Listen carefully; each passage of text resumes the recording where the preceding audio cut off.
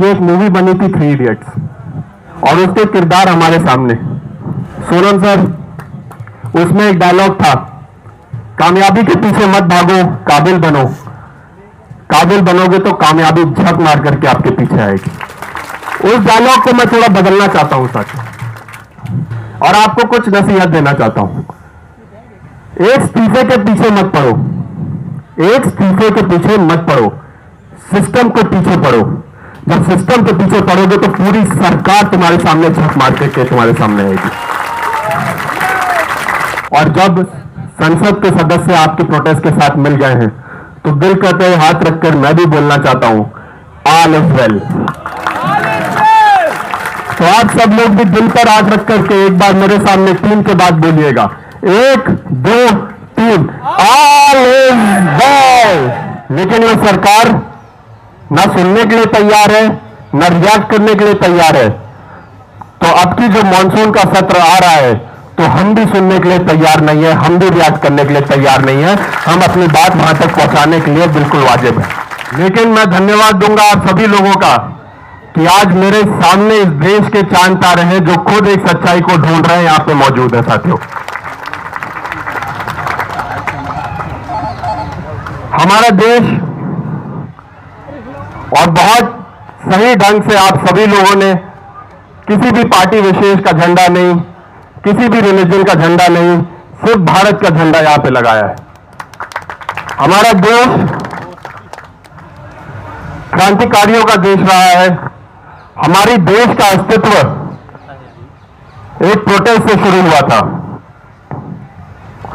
उस समय में जब लोग अंग्रेजों के सामने खड़े नहीं होना चाहते थे, उस समय में जब कोई आवाज उठाने वाला नहीं होता था, उसी समय में अंग्रेजों के सामने नौजवानों ने अपना त्याग, अपना बलिदान दिया।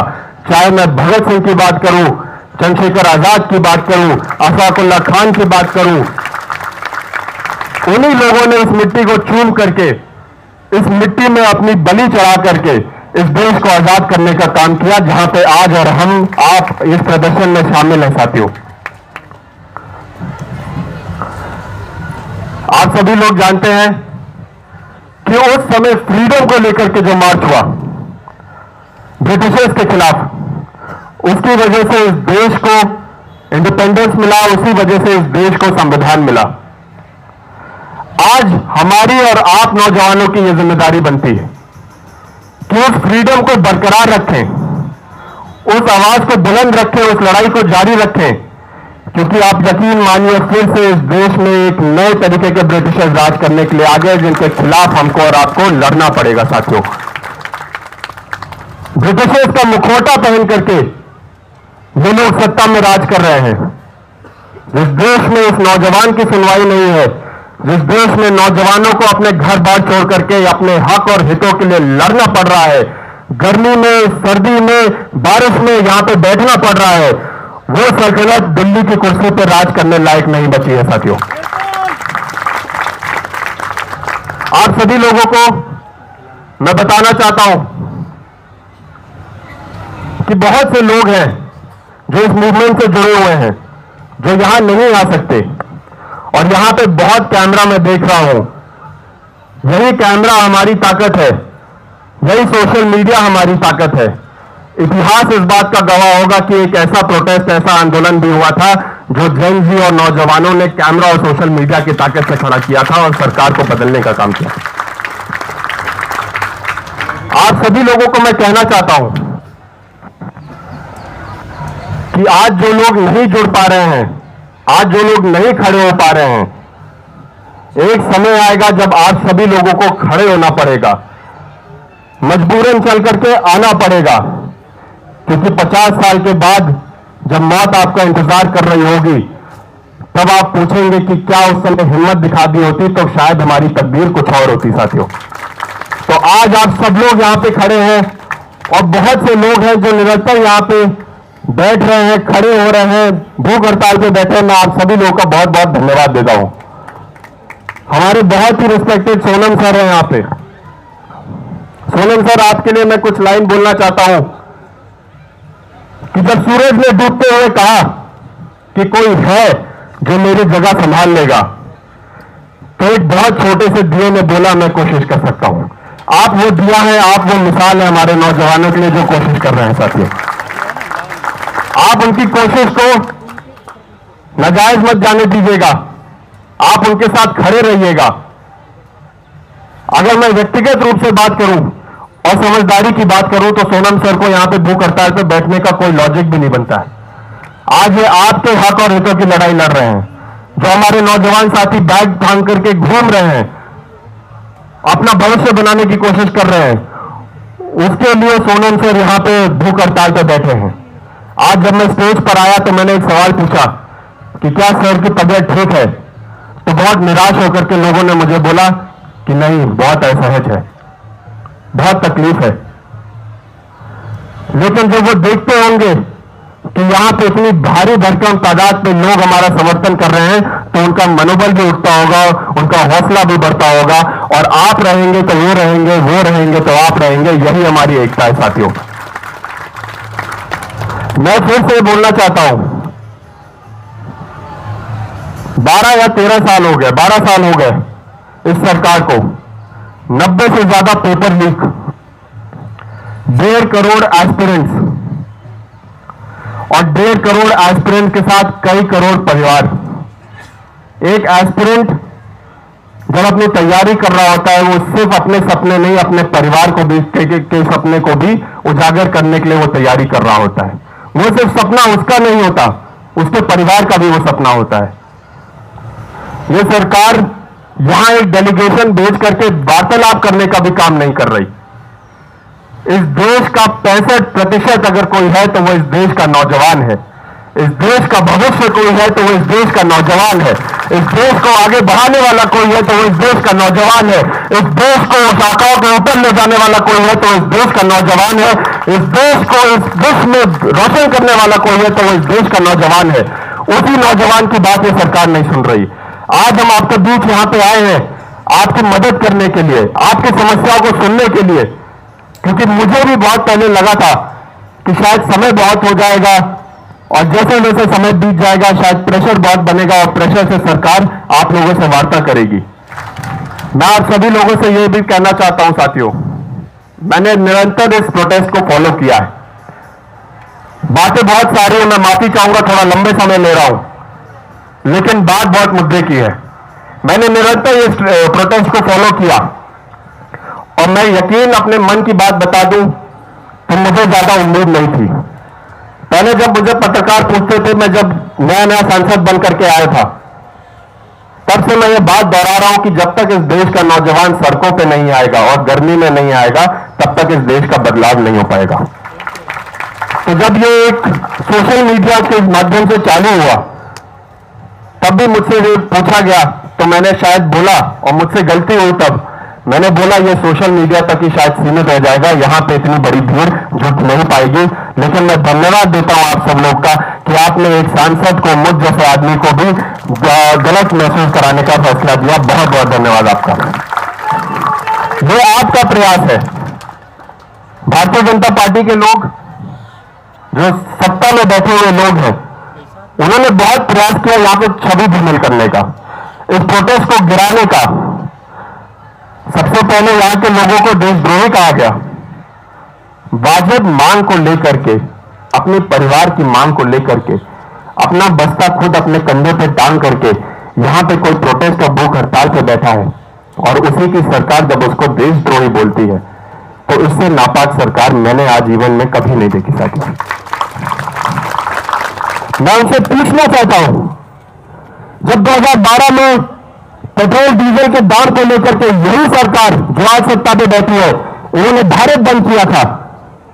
यही सरकार ने कोविड काम के लिए, कॉमनवेल्थ काम के लिए, और हमने यूपीए सरकार ने पुलिस काम के लिए आंदोलन किए थे। क्या वो देशद्रोह था? क्या तब वो देशद्रोह में थे? क्या वो देशद्रोही थे? तो आज जब नौजवान अपने हक अधिकार के लिए यहां पे खड़ा है, जहां पे प्रोटेस्ट कर रहा है और वाजिब मांग को लेकर के आपसे सवाल पूछना चाह रहा है, तो आप किस अधिकार से हमारे नौजवानों को देशद्रोही बता रहे हैं? आज जब यहां पर लोग बोलते हैं कि कुछ लोग यहां राजनीति करना चाह रहे हैं, कुछ लोग अपनी राजनीति चमकाना चाह रहे हैं, अरे जब धर्म के नाम पे, भाई को भाई से लड़ाने के नाम पे, खून को खून से लड़ाई के नाम पे राजनीति हो सकती है, तो अपने नौजवानों की वाजिब मांग को लेकर के भी राजनीति इस देश में की जाएगी साथियों। अपने नौजवानों की डिमांड बार बार रखने के लिए प्रोटेस्ट किए जाएंगे। चाहे वो राजनीति है तो राजनीति ही सही, चाहे हम राजनेता के रूप में आए, चाहे नौजवान राजनेता के रूप में आए, लेकिन अपनी मांग को लेकर के अगर राजनीति कह रहे हैं तो राजनीति ही इस देश को बदलने का काम करेगी। मेरे को एक चीज, बहुत खूबसूरत चीज बताई गई। धर्म के बारे में बात हुई, चर्चा हुई, धर्म के नाम पे बांटने की बातचीत हुई। एक हमारे जुनैद भाई है यहां पे, अगर वो मंच के माध्यम से मेरे को सुन पा रहे होंगे, मैं उनका तहे दिल से बहुत बहुत धन्यवाद देता हूं। ये वो खूबसूरत मंच है, ये वो खूबसूरत गुलदस्ता है जिसके फूल भारतीय जनता पार्टी के गुलदस्ते में कभी नहीं आ सकते साथियों। ये वो गुलदस्ता है जहां पे अभिजीत गुप्ते, आशुतोष, सौरभ, सोनम सर जैसे लोग अगर आंदोलन कर रहे होते हैं, दिन रात बैठ रहे होते हैं और भूखे प्यासे वो सोए ना, तो जुनैद जैसा आदमी भी उसको खाना देने का काम करता है साथियों। ये वो खूबसूरत मंच है जो कभी भी भारतीय जनता पार्टी के लोग देख नहीं पाएंगे या महसूस कर पाएंगे। ये भारत की अखंडता है, ये भारत की एकता है। Unity in diversity is the most beautiful thing that this world can ever have. आज बस कुछ चंद मिनट लूंगा आपके, आप लोग बहुत समय से यहां पे हड़ताल पे हैं, मैं बहुत समय से आपको को देख रहा हूं, इसलिए थोड़ा समय ज्यादा ले रहा हूं, मुझे क्षमा चाहता हूं मैं, लेकिन मैं बस आखिरी बात बोलना चाहता हूं। जिस तरीके से मैंने देखा कि इस प्रोटेस्ट में कल ही माइक पकड़ा करके, जेब में पैसे डाल करके लोगों को भेजा गया छवि धूमिल करने के लिए, चाहे इनकी छवि धूमिल करनी हो, चाहे आपकी छवि धूमिल करनी हो, या फिर इस प्रोटेस्ट की छवि धूमिल करने के लिए, उनसे मैं कहना चाहता हूं, वो जो है जो पैसे लेकर के यहां पे आते हैं, वो जो है जो एक एजेंडा के तहत छवि को खराब करना चाहते हैं। बहुत अफसोस ये बात है कि वो अपने ही लोग हैं, वो अपने ही नौजवान हैं जो हमारे पीठ में छुरा भोग करके चले जाते हैं। वो अपने ही लोग हैं जो अपने ही जिम्मेदारी लेकर के हमारे पीठ में आते हैं, हमसे सामने मिलते हैं तो हंसी मुस्कुराते हैं, लेकिन पीठ पीछे जाकर के पैसे लेकर के छवि धूमिल करने का काम करते हैं। इनसे मैं कहना चाहता हूं, वो एक समंदर खंगाल रहे हैं, वो एक समंदर खंगालने में लगे हुए हैं, वो एक समंदर खंगालने में लगे हुए हैं, हमारी कमियां निकालने में लगे हुए हैं। वो एक समंदर खंगालने में लगे हुए हैं, हमारी कमियां निकालने में लगे हुए हैं। वो जिनकी खुद की लंगोटियां है फटी हुई, वो हमारी पगड़ी उछालने में लगे हुए हैं। ऐसे लोगों से मैं कहना चाहता हूं, आपके मंसूबे कभी भी सक्सेसफुल नहीं होंगे। ये प्रोटेस्ट चलता रहेगा, ये नौजवान खड़े रहते रहेंगे, और जिस तरीके से आप सब लोग यहां पे मौजूद हैं, मैं यही कहना चाहूंगा कि एक बहुत इंपॉर्टेंट तारीख आ रही है, 20 जुलाई। 20 जुलाई जब आप लोगों को, इन लोगों को आपका पूरा समर्थन चाहिए। 20 जुलाई जो लोग यहां पे कभी नहीं जुड़ पाए, वो भी आपके माध्यम से आने का काम करें। मैं आपके साथ चल करके संसद भवन में जाऊंगा, मैं आपको वादा करके जाता हूं।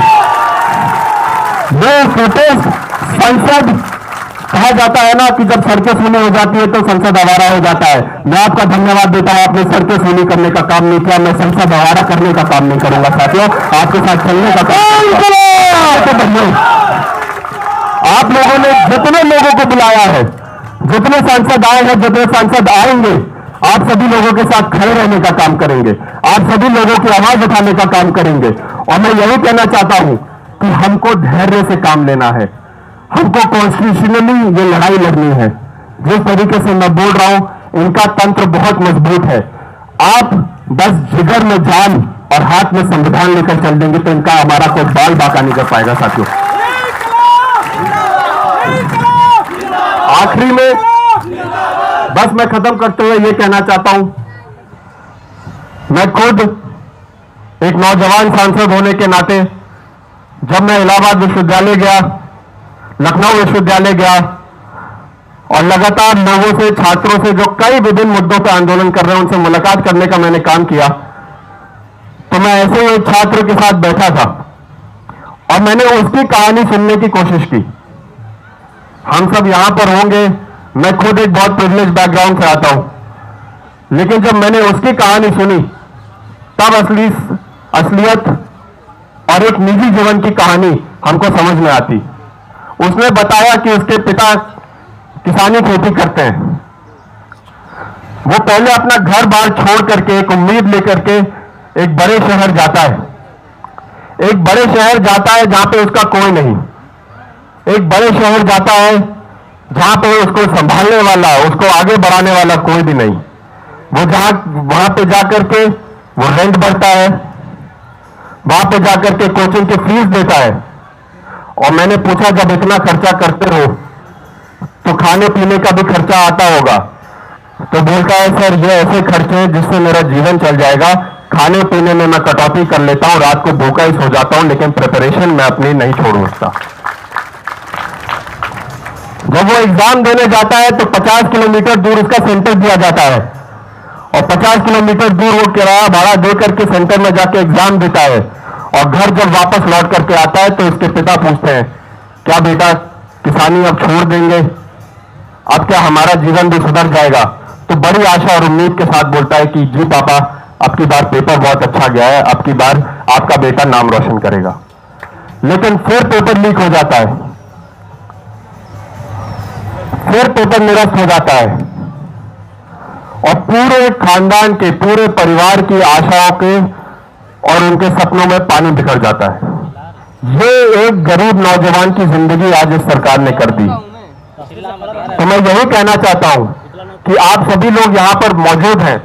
मैं विभिन्न जगह एस्पिरेंट्स अड्डा एक प्रोग्राम है मेरा, मैं अपने एस्पिरेंट से मिल रहा हूं, अपने नौजवानों से मिल रहा हूं और कई लोगों ने हमको कई पेपर से रिलेटेड इश्यूज दिए, चाहे वो नीट का मुद्दा हो, यूपीएससी का मुद्दा हो, आपके एसएससी का मुद्दा हो, पीसीएस का मुद्दा हो, टेट का मुद्दा हो। इतने सारे पेपर्स हमारे पास हैं, इतने सारे मुद्दे हमारे पास हैं, लेकिन आज 17वां दिन हो गया और कितने महीने हो गए, लेकिन ये सरकार सुनने का काम नहीं कर रही। कि एक मूवी बनी थी 3 इडियट्स और उसके किरदार हमारे सामने, सोनम सर, उसमें एक डायलॉग था, कामयाबी के पीछे मत भागो, काबिल बनो, काबिल बनोगे तो कामयाबी झक मार करके आपके पीछे आएगी। उस डायलॉग को मैं थोड़ा बदलना चाहता हूं साथियों और आपको कुछ नसीहत देना चाहता हूं। एक इस्तीफे के पीछे मत पड़ो, एक इस्तीफे के पीछे मत पड़ो, सिस्टम के पीछे पड़ो। जब सिस्टम के पीछे पड़ोगे तो पूरी सरकार तुम्हारे सामने झक मार के तुम्हारे सामने आएगी। सोनम सर, जैसा उस मूवी में कहा गया है, और मैं आप सभी लोगों से निवेदन करना चाहूंगा, मेरी आखिरी पंक्ति है कि आप डटे रहिए, बढ़ते रहिए और जब संसद के सदस्य आपके प्रोटेस्ट के साथ मिल गए हैं तो दिल करते हुए हाथ रखकर मैं भी बोलना चाहता हूं, ऑल इज वेल। तो आप सब लोग भी दिल पर हाथ रख करके एक बार मेरे सामने 3 के बाद बोलिएगा, 1 2 3, ऑल इज वेल। बहुत बहुत धन्यवाद साथियों। जय हिंद, जय संविधान, इनकलाब जिंदाबाद।